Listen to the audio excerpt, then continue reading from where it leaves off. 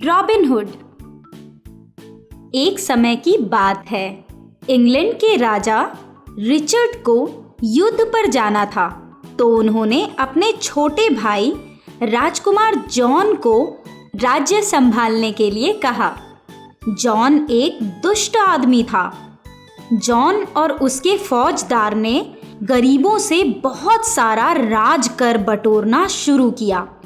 जो लोग राज कर नहीं दे पा रहे थे, उन्हें कैद खाने में डाला जाता था।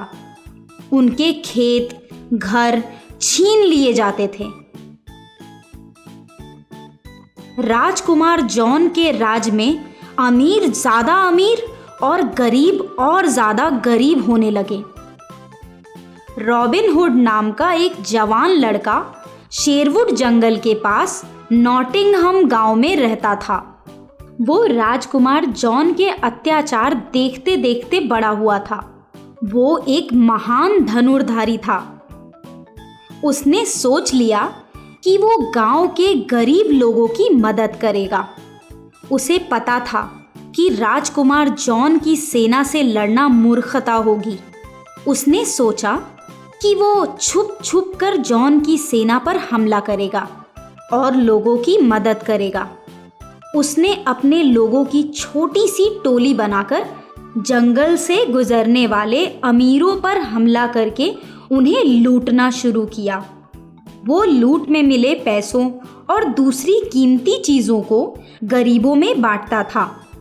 धीरे धीरे रॉबिन हुड अमीर और गरीब दोनों में मशहूर हो गया। व्यापारी और अमीर जंगल से यात्रा करने से डरने लगे। सभी व्यापारियों ने रॉबिन हुड के खिलाफ राजकुमार जॉन से शिकायत की। राजकुमार ने फौजदार से कहा, जरा देखो ये कौन है। फौजदार ने सैनिक इकट्ठा करके शेरवुड जंगल में रॉबिन हुड की खोज शुरू की, पर वो उसे ढूंढ नहीं पाए। और दूसरी तरफ रॉबिन हुड व्यापारी और राजकुमार के आदमियों को लूटता चला गया।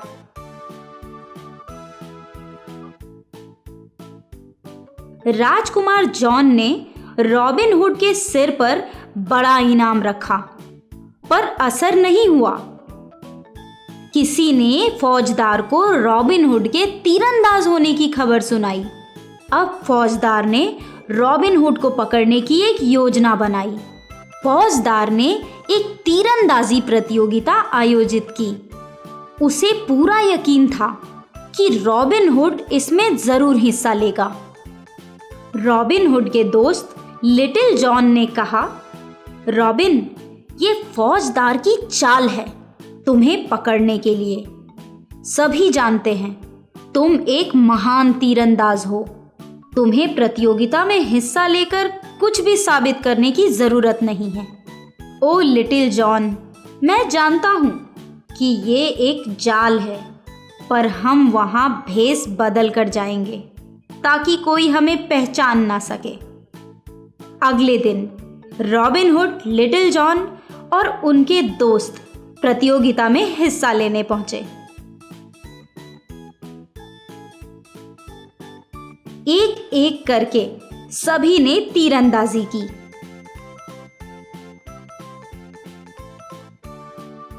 अब रॉबिन हुड की बारी आई। उसने निशाना लगाकर लक्ष्य साध लिया। उसके तीनों तीर लक्ष्य के बिल्कुल बीचों बीच लगे। लोग इस अनजान तीरंदाज की तारीफ करने लगे। फौजदार ने अपने सभी सैनिकों से कहा, वो रॉबिन हुड है, उसके जैसा निशाना कोई नहीं लगा सकता। जाओ और जाकर उसे पकड़ लो। फौजदार की आज्ञा पर सैनिकों ने रॉबिन हुड को पकड़कर राजकुमार के सामने खड़ा किया। राजकुमार ने उसे मौत की सजा सुनाई। तभी अचानक लिटिल जॉन और उसके साथियों ने राजकुमार पर हमला किया। उसके गर्दन पर तलवार रखी और रॉबिन हुड को छोड़ने की मांग की। राजकुमार ने फौजदार से कहा कि रॉबिन हुड को छोड़ दे। रॉबिन हुड और उसके सभी साथी सही सलामत शेरवुड लौट आए। दिन बीतते गए। एक बार रॉबिन हुड और उसके साथी जंगल में बैठे थे। वहां से कुछ बूढ़े लोग गुजर रहे थे। उनके पास सोने के सिक्के थे। रॉबिन हुड ने उन्हें रोका। एक बूढ़े आदमी ने कहा, ये सोना महाराज रिचर्ड के लिए है, हम उनके दोस्त हैं। रॉबिन हुड ने उन्हें जाने दिया और कहा, महाराज रिचर्ड के दोस्त, वो हमारे दोस्त। एक बूढ़े आदमी ने अपना कंटोप उतारा। वो खुद महाराज रिचर्ड थे। रॉबिन हुड और उसकी टोली महाराज रिचर्ड को देखकर खुश हुई। उन्होंने महाराज को राजकुमार और फौजदार के बारे में बताया कि किस तरह वो दोनों गरीब जनता को परेशान करते थे। महाराज रिचर्ड ने कहा, मैंने भी उनके बारे में कई किस्से सुने हैं, पर अब मैं लौट आया हूँ। अब मैं देश का सारा कारोबार अपने हाथ में लूँगा, तुम चिंता मत करो। महाराज रिचर्ड ने महल जाकर जॉन और उसके फौजदार को गिरफ्तार करने का आदेश दिया।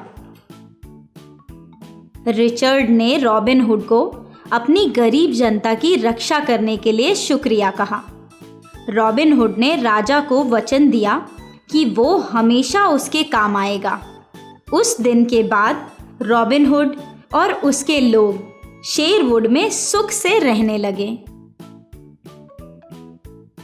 दोस्तों, अगर आपको ये वीडियो पसंद आया हो तो इस वीडियो को लाइक कीजिए, शेयर कीजिए और हमारे चैनल को सब्सक्राइब कीजिए और बेल आइकन दबाना मत भूलना